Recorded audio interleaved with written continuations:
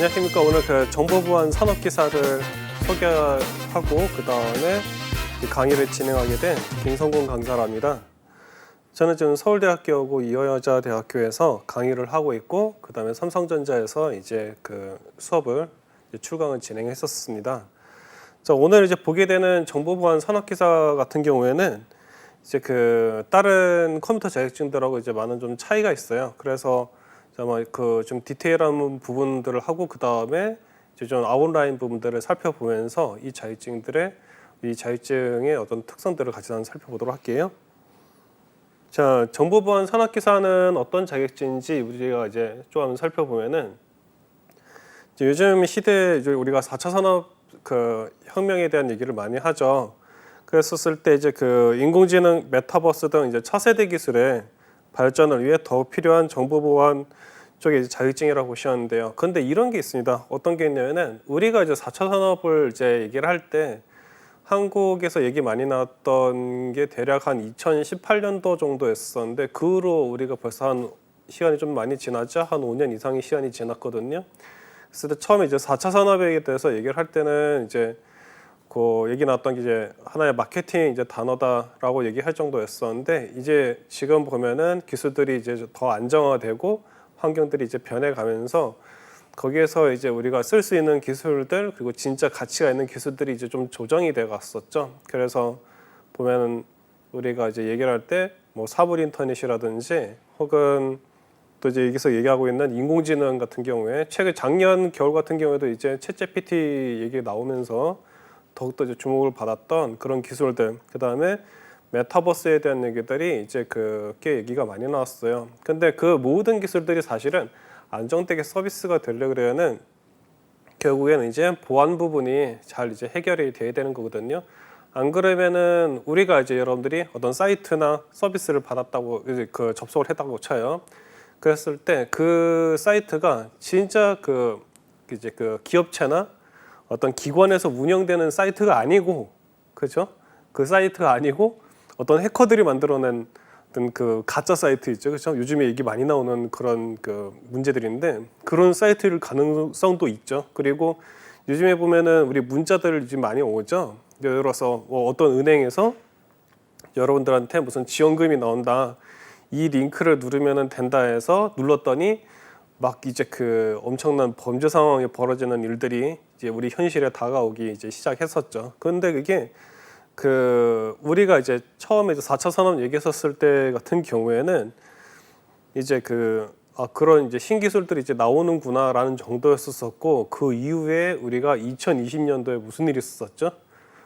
코로나 이제 팬데믹 때문에 더욱더 어떻게 됐냐면은 우리가 이제 외부 활동을 줄이면서 디지털 IT의 자원들을 써야 되는 그런 상황이 됐고, 그래서 그런 상황이 되면서 어떻게 됐냐면은 우리가 점차적으로 다가왔었어야 될 어떤 기술들이 한 5년 일찍 당겨졌다 할 정도로 우리가 상황이 급변하게 됐어요. 그리고 지금은 이미 아시는 것처럼 이제 코로나 팬데믹이 이제 어떤 그런 위협들이 요즘 아직도 감염자가 있다라고는 하지만은 그런 위협들이 이제 어느 정도 좀 사라진 상황이 됐지만은 지금 또 이제 봐보면 우리가 또 회의를 한다라든지 그런 경우 뭐 어떤 사람들이 모인다라든지 그럴 때는 줌을 가지고 이제 우리가 뭐 서비스를 한다라든지 그런 경우가 많거든요. 그래서 기업체에서 요즘에 뭐 발표하면은 거의 다 이제 오프라인보다는 온라인으로 해가지고 서비스를 하는 경우가 굉장히 많아요. 이제 그런 것처럼 환경이 바뀌긴 하는데 그 모든 게 바로 뭐다? 보안이 받쳐주지 않으면은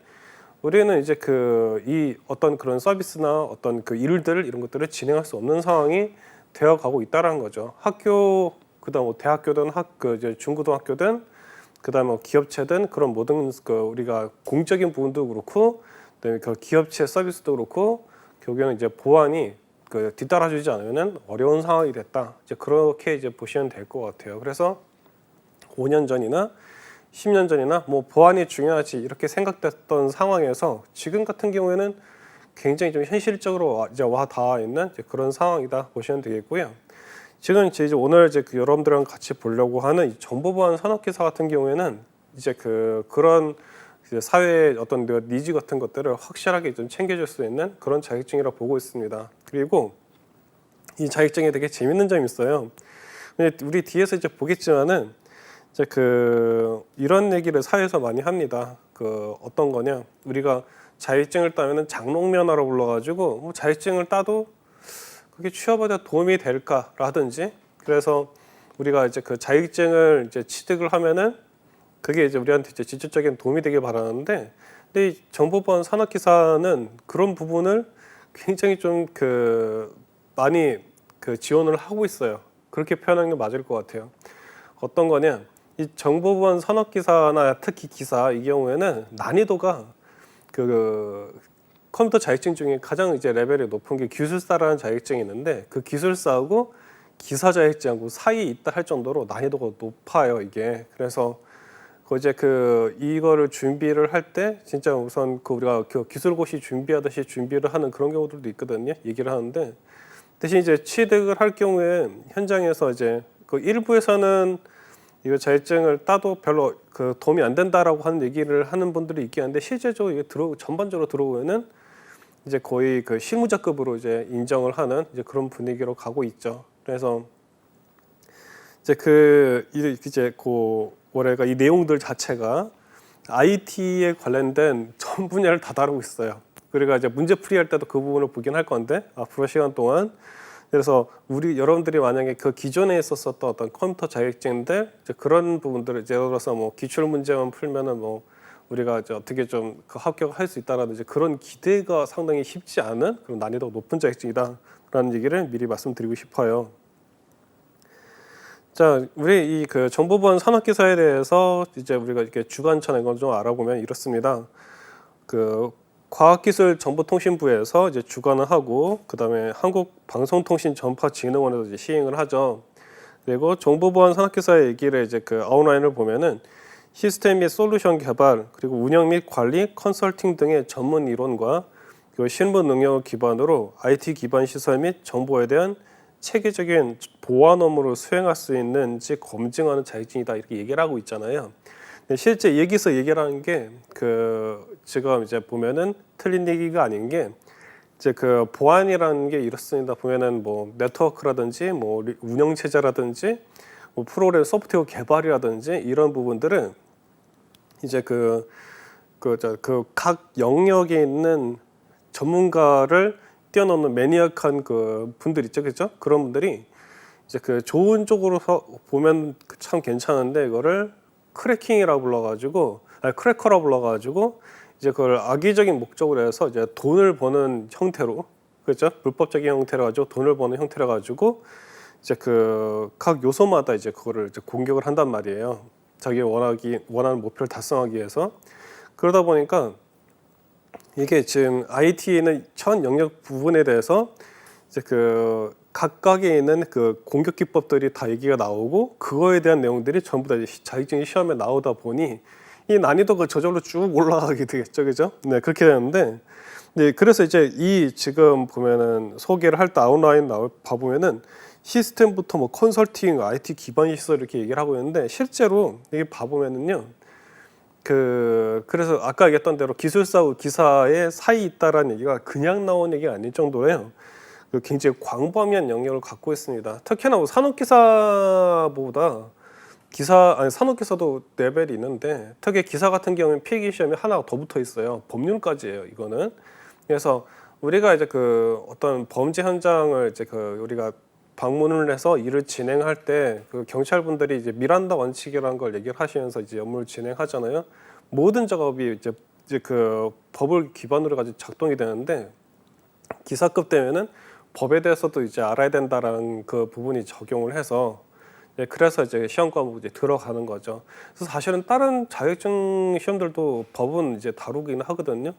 근데 이게 보안 같은 경우에는 이제 직접적인 이제 어떤 범죄나 이런 부분들하고 연결을 이제 가서 진행이 되기 때문에 이제 법을 다룰 때도 상당히 좀 이제 깊이가 있는 그런 부분들의 내용을 다룬다, 그렇게 보시면 될 것 같아요. 그래서 정보보안 산업기사 같은 경우에는 되게 좀 흥미로운 부분들이 많고, 그리고 이 시험을 준비하시는 분들 봐보면은 기술사 시험을 준비하는 분들하고 어떤 좀 흐름이 좀 비슷해요. 그러니까 실무를 많이 좀 해보셨던 분들이 이제 그 정보보안 산업기사 기사급을 이제 지원하시는 경우들이 많더라라는 얘기가 있죠.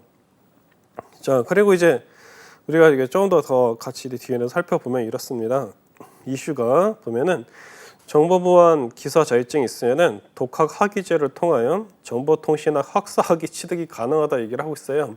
봐보세요. 독학 학위제란 거는 결국에 4년제를 이제 학력을 이제 취득했다는 얘기를 취득하는 제도인데, 근데 여기에서 보면 정보통신학 학사학위 취득이 가능하다 얘기를 하고 있잖아요. 왜 이게 가능하냐면은 아까도 말씀드렸지만 정보보안 그 기사 자체가 다루는 범위가 폭넓어요. 그렇기 때문에 이게 웬만한 그 학사 과정에서 필요한 과목들을 다 담고 있다 이렇게 이제 보시면 되겠고요.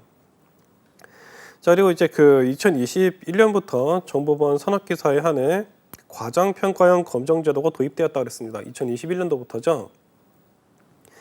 그 기사급은 미정이라 했었는데 그 이유는 뭐 짐작이 가시겠지만은 정보보안 산업기사까지는 커버가 될 텐데 기사급은 아까도 얘기했지만 우리가 봐야 될 게 되게 많댔죠, 그죠? 그러니까 과정평가형 시험 가지고 이제 그 우리가 이제 담아내기는 좀 더 연구가 필요하다. 이러기 때문에 이렇게 했다고 이제 보여요. 자, 그다음에 이런 그 여기 보면은 그 과정평가형에 대한 얘기인데 이런 방식으로 자격증을 취득하면은 전문학사를 취득한 것과 동등한 대우를 받는다라고 했습니다. 자, 아까 기사급에서는 학사 학위급이라 했었었고, 그다음에 산업기사는 뭐라고 얘기를 하고 있죠? 그 전문학사급이라고 얘기를 하고 있죠. 네. 과정평가형 시험 같은 경우에는 우리가 이제 시행이 된 지 한 몇 년 되는데, 근데 그 시험 같은 경우는 이제 뭐 800시간이든 몇백 시간이든 수업을 듣고서 내부에서 평가를 하고, 그 다음에 외부에 나가서 외부 평가를 보게 되면은 이제 그 만약에 이제 원래 이제 보면은 그 산업기사 자격증을 취득하려고 그러면은 전문학사에 이제 그 학력을 가진 사람이 그 시험을 칠 수 있었어요. 그런데 과정평가형을 할 경우에는 그 시간 그런 거 없이 보면은 이제 노동부에서 이제 그 지정을 했던 기관에서 그 특정 시간대만큼 수업을 듣게 되면은 이제 그 시험을 칠 수 있는 자격을 주는 거죠. 또 그만큼 또 이제 시험 문제가 난이도가 이제 레벨이 낮다고 할 수는 없겠죠, 그죠? 예. 그 학위에 맞먹는 그 전문학사의 이제 그 학위를 인정해 주는 거니까. 그런데 이제 보면은 이런 얘기를 하고 있습니다. 최근에 고교생들도 과정평가형을 진행한 경우에 있어서 자격증 시장에 점진적인 변화가 있는 것으로 보인다라고 했습니다.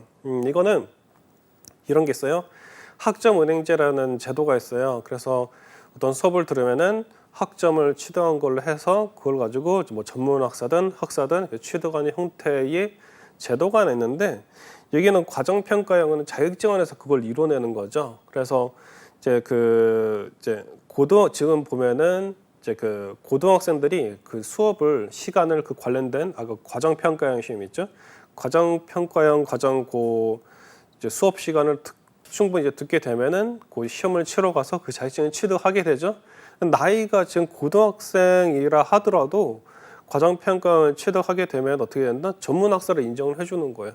전문학사로 인정해주고 이제 산업기사 자격증을 따게 되면요, 실무 1년을 이제 채우게 되면은 이제 그 기사 자격증을 이제 그 시험을 칠 수 있는 자격을 또 주게 되죠. 그럼 그렇게 기사 자격증을 이제 취득하게 되면은 사실상 이제 학벌을 마친 것 같은 이제 효과를 준다. 그렇게 보시면 돼요.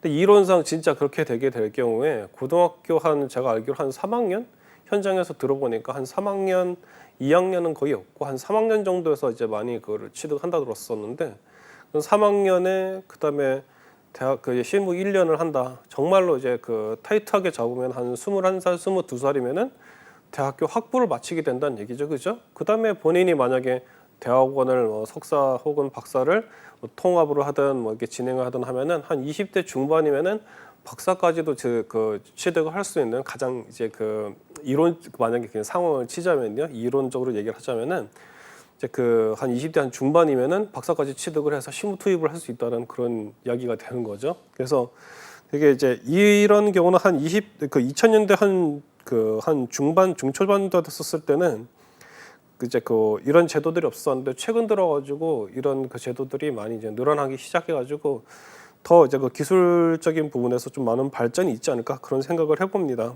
그래서 저 다음 이제 이슈를 한번 봐보면요. 자, 2022년부터 검정 업무가 한국인터넷진흥원에서 한국방송통신전파진흥원으로 이제 이관이 되었다 얘기를 하고 있죠.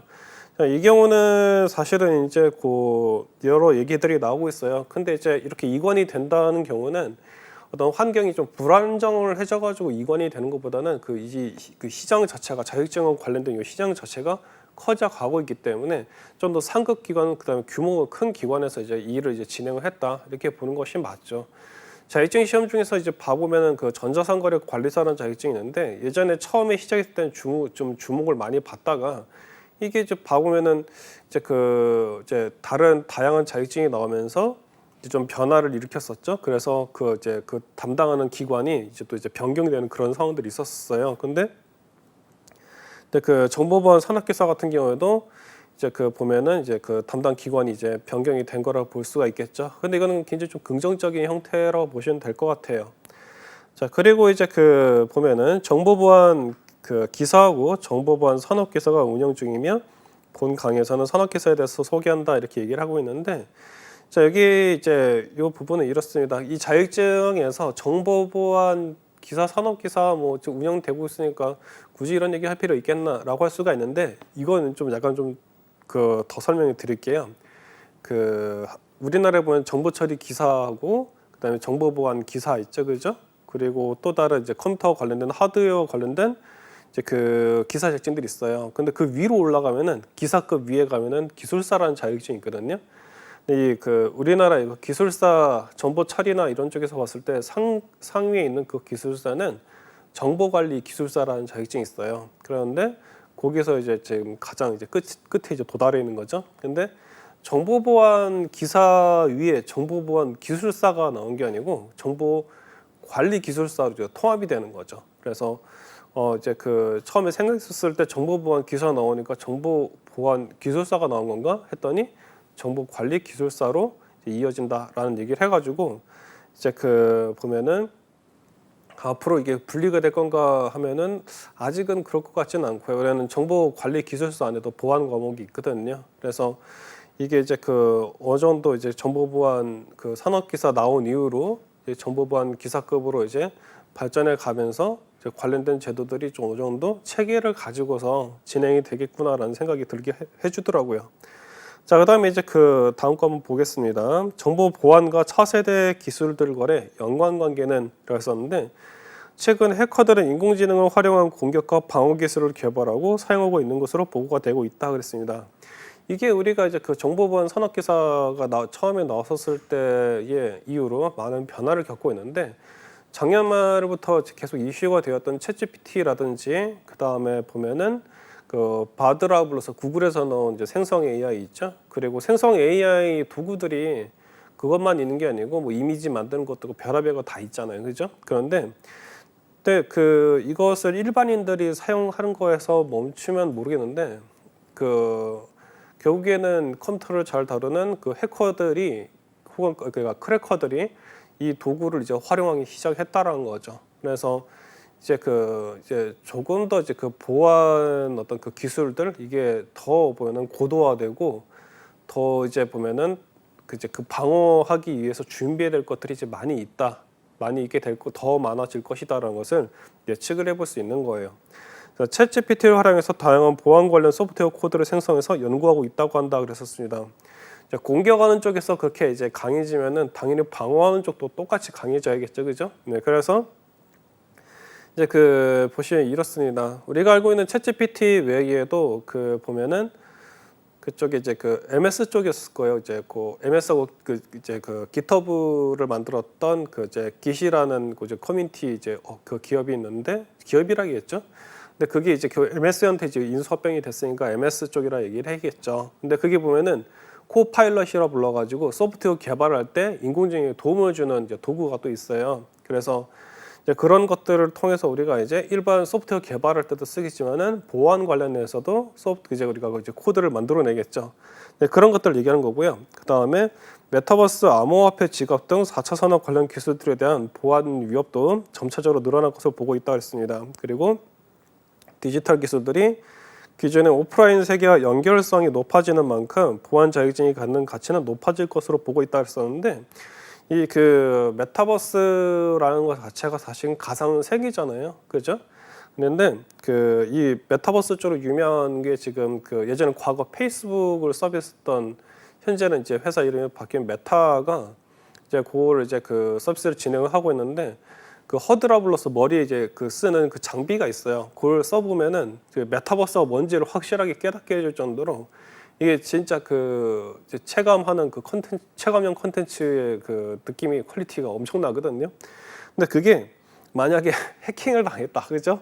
그러면은 그 이게 사람이 그 이게 진짜인지 가짜인지 구분을 못하는 상황에서 만약에 그 해커들이 진짜 그런 체감형으로, 그죠? 체감형으로 해킹기 그 공격을 이제 시작을 한다 그러면은 그게 이제 단순히 어떤 금융 그 돈을 이제 잃어버리고 뭐 어떻게 된 그걸 넘어서 아마 정신적인 충격으로 이어지지 않을까라는 생각이 들 정도로 이제 향후에 이어지는 어떤 그런 문제들이 좀 심각하게 될 것 같아요. 그리고 암호화폐 지갑 얘기를 이게 우리가 이제 여기에서 좀 언급을 했는데, 암호화폐 자체는 이름에서 얘기하고 있는 것처럼 해킹의 문제는 사실 없다고 보고 있는데, 문제는 그 암호화폐를 담고 있는 지갑이 있죠. 지갑하고 그다음에 그 지갑에다가 돈을 옮기는 그 이제 플랫폼, 이제 암호화폐를 다루는 그 플랫폼 있죠.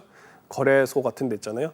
거기서 지갑으로 옮긴다라든지, 그다음에 혹은 그 중간 과정 자체에서 우리가 이제 보면은 그 보안에 좀 문제가 있을 수 있다라는 거죠. 그래서 실질적으로 과거에 그 이제 보면은 거래소 중에서 해킹을 당해서 이제 뭐 파손을 했다라든지 그런 사건들이 실제 있었었는데, 다 보면은 그 화폐 자체보다는 이제 그 인프라 관련된 인프라에서 이제 문제가 터졌다고 보시면 될 것 같아요. 그래서 이런 이제 점차적으로 어떤 가치가 굉장히 높은 기술들과 그 다음에 그런 서비스들에서 혜택이 우리한테 되게 많이 오고 있는데, 근데 그것들이 전부 다 보면은 이제 이제 제대로 이제 어떤 계속 이제 우리가 이제 지속 가능성이라죠. 지속 가능해지려면 보안이라는 게 뒷받침되어주지 않으면 안 된다는 거죠. 그래서 그런 부분들을 우리가 좀 신경을 많이 써줘야 된다는 거예요. 근데 이 자격증을 여러분들이 공부를 제가 쭉 이제 해설 드리면서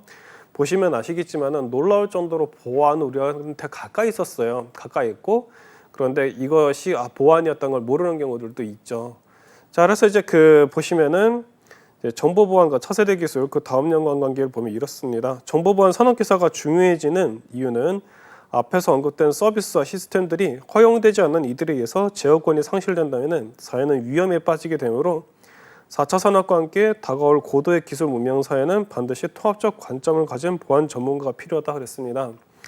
자, 이들은 하드웨어와 소프트웨어, 운영체제, 휴먼웨어 모두에서 통찰력을 지닌 인물들이라고 할 수 있겠다라고 했었는데, 이렇게 종합적인 얘기가 나온 이유가 있어요. 왜냐면은 우리가 아까도 저희 했었죠. 보안의 범주가 굉장히 넓다고 했었죠. 자, 이런 게 있어요. 우리가 보통 과거에도 있었었던 범죄 유형인데 사칭이라는 거 있죠, 그렇죠? 이런 얘기 아마 들어보셨을 거예요. 유튜브나 이제 신문 기사에서 우리가 확인하는데, 과거에 어떤 경우가 있었었냐면 지금처럼 대학교가 많아지기 전에는 과거에 대학교들이 그때 이제 많지 않았었을 때, 그때 미팅이나 소개팅이나 이런 거 갔었을 때 아마 어르신들은 아마 아실 거예요. 저도 이제 그 얘기를 전에 듣고서 바로 이해했었는데, 어떤 거냐, 가짜 대학생이란 개념이 있었다면서요. 그런데 그분들 보면은 어느 대학교 출신이라 얘기했었는데 이제 그래가지고 만났었는데 알고 보니까 아니었더라, 이런 거, 그렇죠? 그리고 얼마 전에 이제 위험한 좀 끔찍한 사건이 있었죠. 정유정 씨였던가, 그분이 이제 보면은 어느 이제 과외 대학생들에 대해서 어떻게 뭐 해를 끼치고 있었는데, 근데 그때 얘기했던 게 뭐였냐면은 범죄 심리학 이제 담당하셨던 분들이, 전문가들이 하신 말씀이 보면 그 사람의 신분, 대학생의 신분을 훔치기 위해서, 이제 그렇게 했었다라는 얘기를 하는 거예요. 근데 그런 그 끔찍한 범죄 상황이 이제 그것만이 아니고 우리 주위에는 봐보면은 이제 그런 그 어떤 그 신분이나 어떤 상황들을 도용을 해서, 그래서 뭐 졸업증 그거 보면은 뭐 졸업증명서를 그 이제 위조를 해가지고 뭐 취업을 했다라든지 그런 사건들 있잖아요. 그런 것들이 봐보면은 이제 그 분명히 보면은 그 소프트웨어적인 문제는 아니란 말이에요. 근데 이제 그런 문제들이 사실은 보안의 영역이 들어가 있다는 거죠. 그래서 저도 이제 군부대 처음 갔었을 때 이제 보안에 대한 얘기를 들었을 때 정보과나 보안에 대한 얘기를 썼을 때 저는 IT 생각했었거든요. 근데 그게 아니고 지도 있죠. 우리나라 그 이제 군사 지도나 이런 것들 다 보면은 보안의 영역에, 정보의 영역에 들어간다라는 거죠. 그래서 우리가 이제 뭐 미션 임파서블이나 이런 데 뭐 영화 보면은 막 현장 요원들이 막 뛰어다니고 막 이제 그 정보를 얻기 위해서 그렇게 하는데, 뒤에서 얘기하겠지만 그런 경우 이제 휴민 트러블이거든요. 그래서 사람을 통해서 정보를 주고받고 그다음에 정보를 이제 보존하는 이제 그런 부분들도 사실은 이제 정보보안 산업기사 영역에 들어가 있어요. 그래서 우리가 이해하고 있는 보안에 대한 어떤 그 개념들 있죠, 그렇죠? 그것을 좀 더 열린 마음으로 해가지고 이제 봐야 될 이제 필요가 있다라는 거. 그래서 이제 보면 여기서 얘기하는 게 하드웨어나 소프트웨어 그리고 운영 체제, 그렇죠? 그래서 그런 부분들하고 어떤 휴먼웨어는 사람 말하는 거예요. 아까 얘기했던 그 휴민트 있죠, 그렇죠? 그것도 사실 이 부분하고 관련이 돼 있다 이렇게 보시면 되겠죠. 자, 그리고 자 이제 그 국가 정보학에 대한 얘기가 나오는데 그 국가 정보하고 보안하고 어떤 관계가 있나 얘기를 하고 있습니다. 자, 마이클 허먼이라는 분이 정보는 정부 내의 조직화된 지식이라고 어제 말씀을 하셨죠. 그래서 정보는 해외 세력은 총체적으로 보고 모든 종류의 첩보 자료를 활용하여 산출해낸 지식, 가치가 내포된 데이터와 지식이 곧 정보다 얘기했었습니다. 그래서 이제 보면 전쟁이라든지 이제 그런 이제 금융 사건들을 봐보면은 정보에 대한 얘기들이 많아요. 그래서 우리가 알고 있는 그런 국정원이나 이런 정부 기관들이 보면은 군사적인 이제 뭐 북한이나 혹은 어떤 이제 그 뭐 지금 현재 전쟁 일어나고 있잖아요. 저쪽에 러시아하고 이렇게 전쟁이 일어나는데 그런 군사 정보만이 우리가 이제 보통 얘기하는 정보학이 이제 그 다루는 범주가 아니고 이제 그 정보라는 거는 결국에는 그런 것이죠. 그 금융이나 이런 그 경제에 대한 것들도 여기 해당이 된다 보시면 돼요. 한 예로 들자면은 이제 금융 쪽에서 보자면 이런 게 있습니다. 금융 역사에 보면은 그 로스차일드 가문에 대한 얘기가 나와요. 그래서 로스차일드 가문이 그 유럽 전체에 대한 정보가 굉장히 빨랐었다 하더라고요. 그래서 나폴레옹의 전쟁이 일어났었을 때 그때 정보를 이제 제일 먼저 이제 확보를 해가지고 이제 그 영국하고 이제 지금 프랑스하고 전쟁에서 이제 보면은 영국이 이제 패배했다라는 식으로 해가지고 정보가 잘못 들어가게 해서 금융계 이제 문제가 이제 발생하게 됐죠. 그랬을 때 그때 이제 기회를 활용을 해서 이제 국채로 아마 저 금융제 전문가는 아니니까 이제 자세한 디테일한 얘기가 있는데 이제 국채를 확보한다라든지 아주 금융적으로 이제 이득을 확보할 수 있는 것들을 미리 다 확보를 한 다음에 그 다음에 이제 프랑스가 패배했다라는 정보가 나중에 들어가게 이렇게 이제 돼서 그 과정을 통해서 어떻게 되는 엄청난 차익을 얻었었다 얘기를 하더라고요. 그래서 그걸 가지고 이제 사업의 기반을 이뤘다 얘기했었는데 이제 그런 것처럼 보면은 사실은 우리가 알고 있는 금융이나 이런 어떤 이제 전쟁 상황이라든지 모든 상황들이 각 영역으로 뜯어져 있는 것이 아니고 다 연결이 돼 있다는 거죠. 그런 관점에서 봤었을 때에 이제 정보를 다루는 것이 이제 국가 정보학이라고 보시면 되겠습니다. 그래서 이제 얘기 정보에 대한 개념을 이제 조금 더 이제 우리가 이제 확장해서 볼 필요가 있다는 거죠. 자, 그래서 이제 그 다음 얘기를 하자면은 개인의 이득을 위해서 움직이던 크래커들이 어떻게 되냐 활동 범위하고 목적이 이제는 조직적이고 확장된 규모로 커졌다는 겁니다. 그래서 이들이 국가 국경을 넘어선 큰 위협이 되어가고 있기에 국가 정보학의 관점에서 해킹과 정보 보안을 바라봐야 하며 이것은 초국적 비즈니스로 이루어지는 4차 산업과도 관계가 있다고 생각해 볼 수 있다 얘기했습니다. 자, 이런 게 있어요. 어떤 게 있냐면은 과거에 보면은 크래커들이 이런 게 있었어요. 어떤 이제 그저 우리가 접근하기 힘든 시스템인데 그거를 뚫어내서 본인이 이득을 얻었다라든지 혹은 이득을 없어도 내가 그것을 그 뭐 사이트를 공격을 하거나 어떻게 들어가서 그 사이트 메인 화면을 그 자신이 이제 그 띄우고 싶은 이미지를 막 띄운다라든지 그죠? 굉장히 권위 있는 기관인데 뭐 강아지 사진을 띄운다라든지 그렇게 해가지고 약간 좀 그 장난스러운 부분들도 있었어요. 약간 요즘 유행하는 말로는 아마 그렇게 부를 거예요. 아마 낭만이 있는 시대 그런 게 있었는데 이게 그 어떻게 되면 점점 이제 사회가 IT 기술을 활용을 해서 이제 그 환경이 변해가면서 이게 돈을 이제 그러니까 이득을 이제 얻을 수 있는 상황으로 바뀌어 갔다라는 거죠. 그래서 이게 처음에는 그렇게 약간 좀 반은 좀 장난스러운 부분들 그래가지고 우리가 이제 기술의 매니아, 뭐 흔히 이제 기술 오타쿠나 뭐 약간 그런 식으로 불렀었던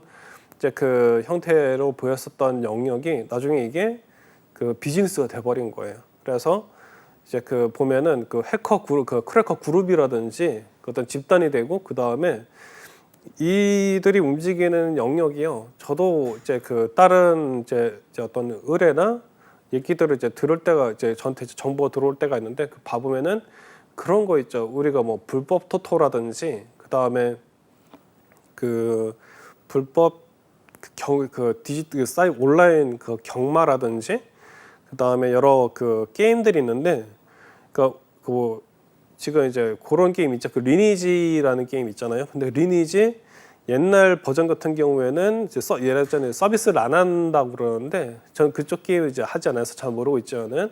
근데 그렇게 서비스 종료된 게임을 소스 코드를 활용을 얻어와서 서버에다 띄워버린 거예요. 서버에 띄워가지고 그에서 뭐 이제 그 세금 신고 안 하고 광고비를 받거나 아니면 거기다가 이제 그 경매 비슷하게 한다라든지 이제 그렇게 한다라는 거죠.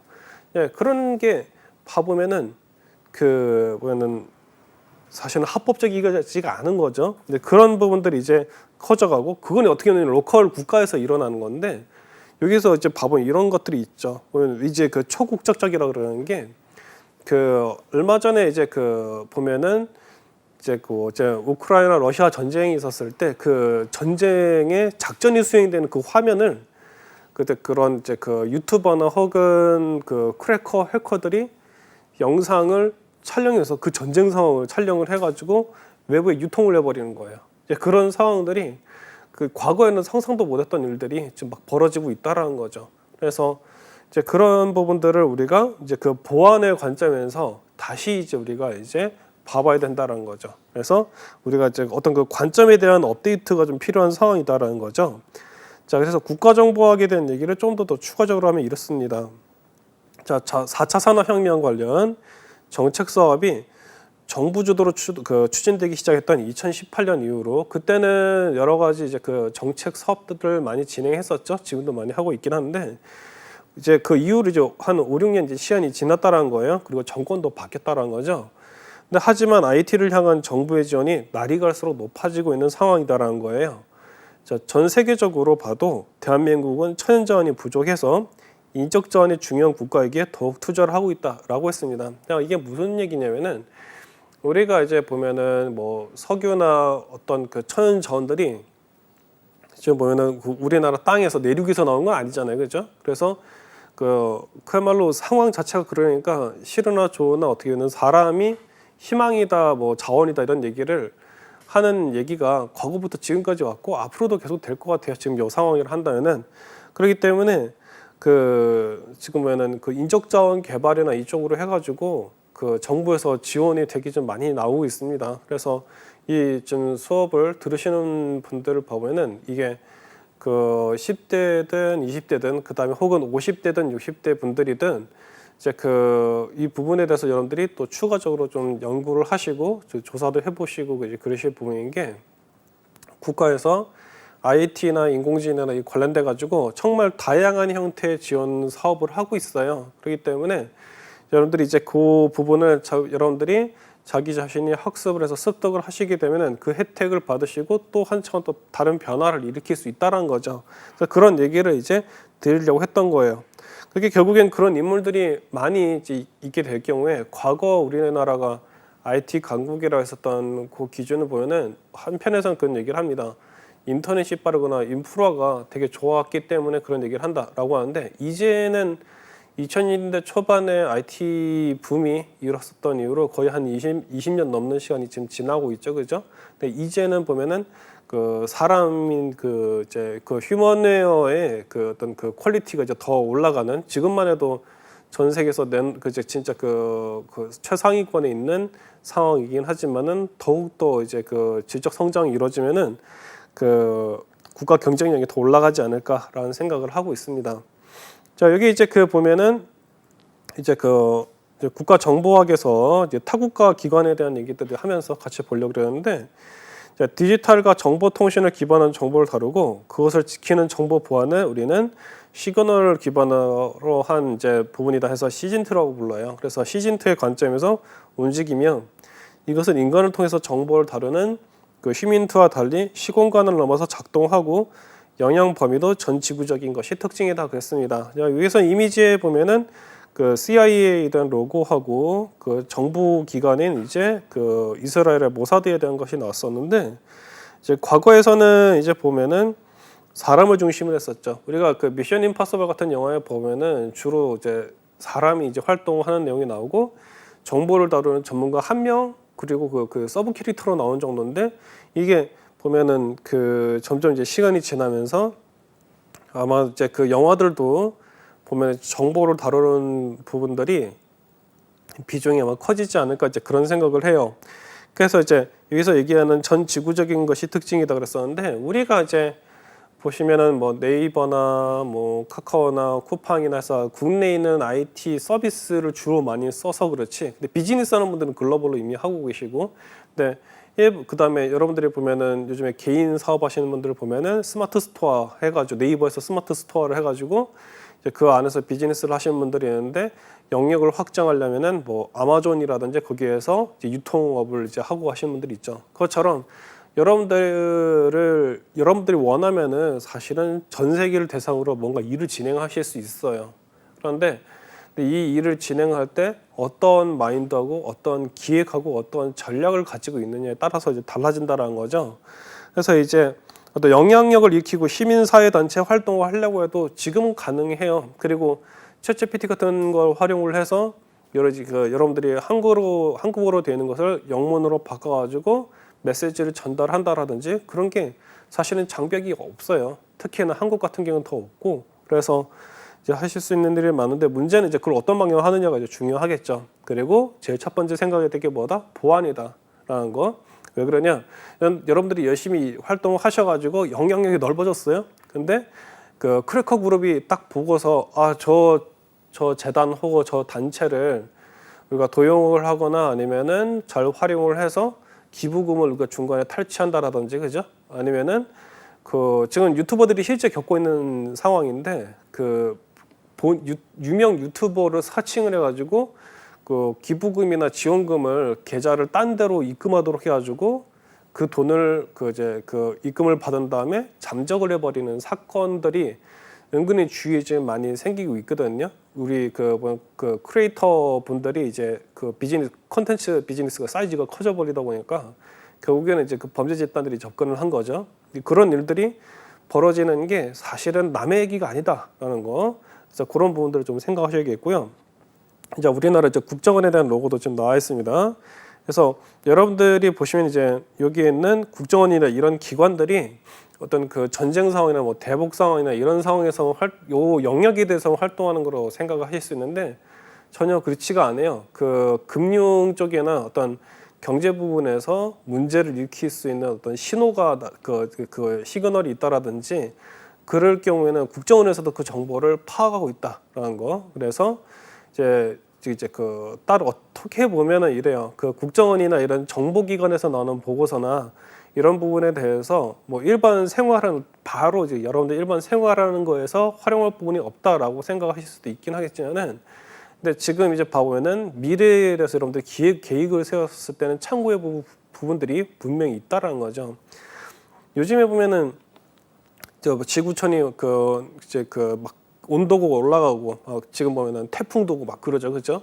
이렇게 태풍도 다 잦아지고 그다음에 우리나라에 지금 이제 보면은 장마철이 사라지고 우기로 이제 바꾼다를 하잖아요. 그런 얘기가 나오는데 사실은 놀랍게도 이런 상황이 벌어질 것을 CIA 쪽 관계자분이 15년 전인가 10몇 년 전에 보고서를 쓰셨어요. 이렇게 바뀔 거다라는 걸 정보를 다 파악을 했다라는 거죠. 확보를 해서 그런 부분들을 보면은 벌써 한 십수년 전에 지금 상황에 대비를 사실 해볼 수 있었다라는 거죠. 그렇기 때문에 그런 것들을 본다 그러면은 정보기관에서 있는 어떤 그런 것들을 굉장히 좀 이제 과거에 했던 어두운 시선으로 보기보다는 우리가 이제 살아가기 위한 계획을 짜거나 그죠 전략을 짜기 위해서 이제 그 도움을 받을 수 있는 기관이라는 이미지로 좀 바꿔서 볼 필요가 있겠다라고 보시면 될 것 같습니다. 자, 그래서 이제 보시면은 정보보안 산업기사는 시즌2와 관련된 하나의 기술과 지식 체계로서 단순한 기능인을 만드는 걸 넘어서 업무를 기획할 수 있는 인물이 되어 소속된 국가와 사회에 긍정적인 영향을 생성해 나갈 것으로 기대가 된다 했습니다. 어떤 거냐? 정보보안 산업기사를 취득한 분들 같은 경우에는 전문가시기 때문에 이제 이런 부분들을 활용을 해서 일반인들 이쪽에 전공하지 않은 분들보다는 많이 아시겠죠, 그죠? 그래서 그런 부분을 활용을 해서 본인이 있는 지역과 그죠 활동 영역에서 사회에 이제 도움이 될 수 있는 혹은 발전이 될 수 있는 부분들을 지원을 해 나가면서 살아갈 수 있지 않을까 그런 얘기를 이제 좀 드렸었습니다. 여기서는 자 이제 정보 활동에 따른 분류 보이는 인간 정보 휴민트가 있고요. 그다음 앞에서 얘기했던 시그널 기반 정보 시즌트라고 있죠. 여기 이미지를 보면 나와 있는 게 드론이 있어요. 근데 굉장히 그 기능이 좀 좋아 보이는 고도화되어 보이는 드론 이미지인데 지금 벌써 이제 아까도 얘기했었던 한 2018년도에 했었던 4차 산업기술에 어느 한 항목 중에 모두 쓰는 드론도 있었어요. 그래서 그때는 이미지로만 있다가 이제는 한 5년 시간이 지난 사이에 이제 보급이 많이 돼가지고 일반인들도 드론 자격증 많이 따고 그러시죠 지금. 그랬는데 그런 드론을 가지고 사진 촬영하고 영상 촬영했던 그런 것들도 사실은 높이 올라가면 되게 높이 올라가거든요. 그래서 그런 것들을 사실 보면 항공 정보에 해당이 되겠죠. 그래서 지금 이제 보면은 그런 부분들도 사실 이제 시즌2의 영역이 들어간다고 볼 수 있겠죠. 드론이 인간은 아니잖아요. 그죠? 예, 그렇게 해가지고 영역을 나눠가지고 내가 정보를 얻으려고 하면은 어떤 게 있을까 이제 생각을 해볼 수 있죠. 제가 여기서는 얘기가 안 나왔었는데 구글이나 네이버 이런 데서 우리가 검색을 해오죠. 특히 구글도 검색이 되게 좀 잘 되고 네이버에서도 잘 되고 그래서 어떤 게 있어요? 여러분들 많이 하시는 인스타그램이라든지 페이스북도 있고 최근에 이제 트위터가 X로 이름이 바뀌었죠, 그죠? 네, 그런 소셜 미디어 이런 걸 통해서 우리가 정보를 수집하고 가는 걸 뭐라면은 오신트라고 불러요. 그러니까 이제 오픈된 플랫폼 안에서 정보를 어떻게 한다? 취합을 해서 거기서부터 어떤 결론을 도출할 수 있다 해가지고 오신트라고 부르는데, 네, 여러분들 최근에 보면은 이것도 4차 산업기술 관련된 건데 빅데이터라든지 그죠? 그래서 데이터 분석을 해가지고 우리가 어떤 판단을 내렸는데요. 그런 것들도 사실 보면 정보 이제 활동이라고 이제 보실 수 있는 거죠. 그래서 아까 말씀드렸던 것처럼 우리가 일상생활하고 보면은 정보 활동하고 굉장히 가까이 있다 이렇게 보시면 될 것 같아요. 자 여기 보시면은 과거에는 이제 이 정보보안 산업기사가 민간에 의해서 운영이 됐었는데 이게 퀄리티가 되게 좋았던 거예요. 그 부분을 인정을 받아가지고 어떻게 되냐면 국가공인 자격증으로 격상이 돼서 현재 한국을 대표하는 유일한 보안 전문가 자격증이 되었다는 거죠. 어떤 게 정보보안 기사 산업기사가 그런 얘기인 거고. 자 여기에서 이제 SIS라는 자격증이 이제 정보보안 산업기사로 바뀐 거죠. 2013년부터 이제 국가공인이 되었고요.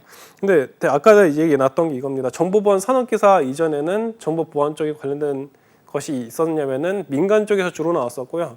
국가공인은 흥미롭게도 보안 관련된 일이 이슈가 있으면은 그 자격증을 갖고 있는 사람이 참가를 했어요. 어떤 자격증이냐? 바로 아까 얘기했던 전자상거래 관리사.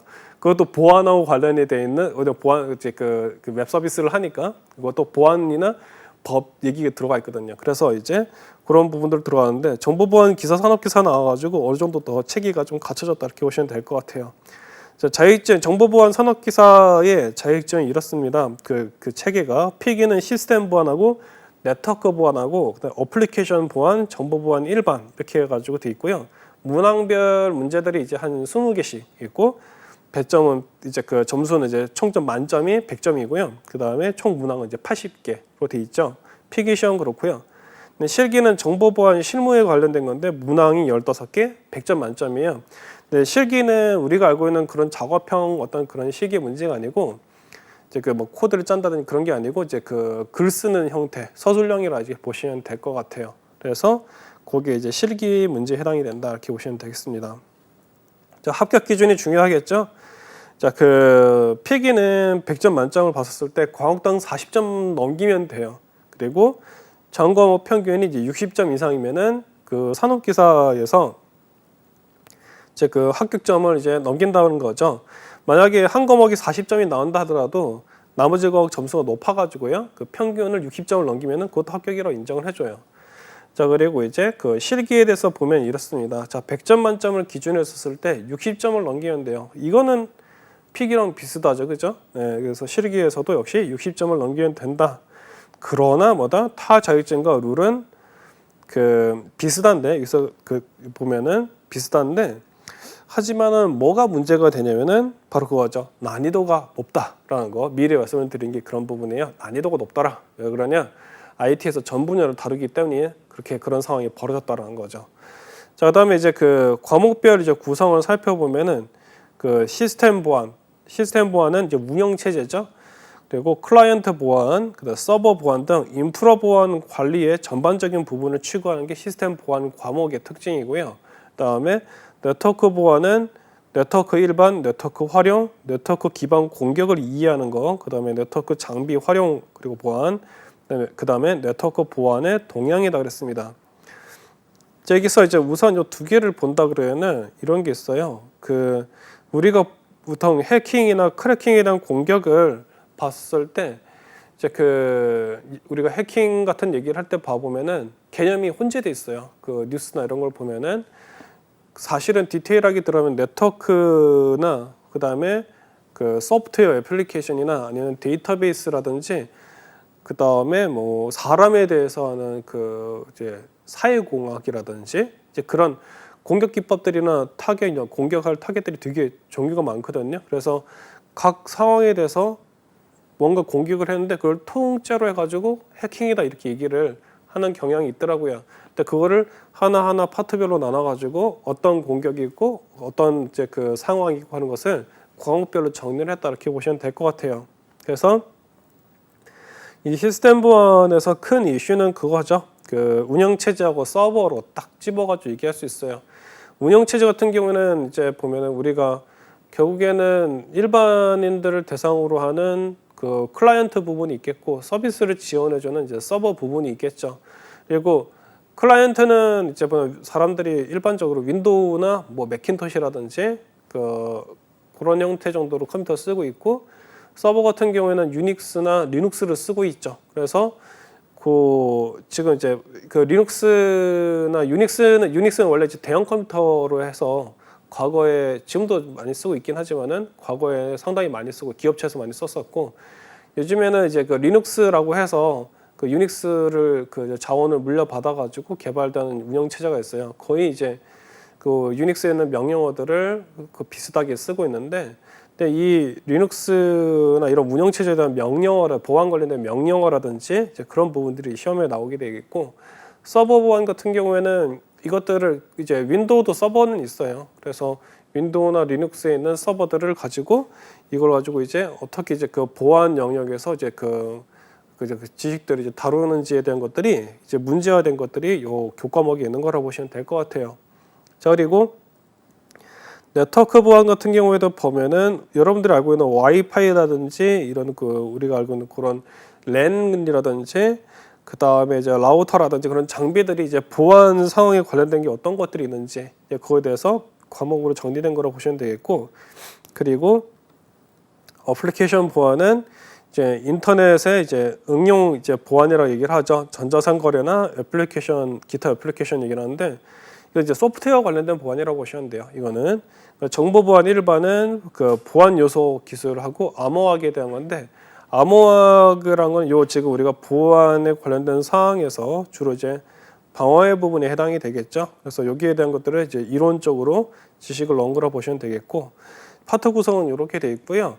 우선 이제 그 정보보안 기사 산업기사에 대한 그 이론적인 부분들하고 구성에 대한 거는 여기까지라고 이제 보시면 되겠습니다. 그러면은 이번 강의 수업은 여기까지 하도록 하고요. 다음 강의에서는 이제 그 보안 산업기사에 대한 좀 더 깊은 내용들하고 문제들을 이제 살펴보는 이제 그런 시간을 갖도록 하겠습니다. 네. 자, 수업을 들으셔서 수고 많으셨습니다. 감사합니다.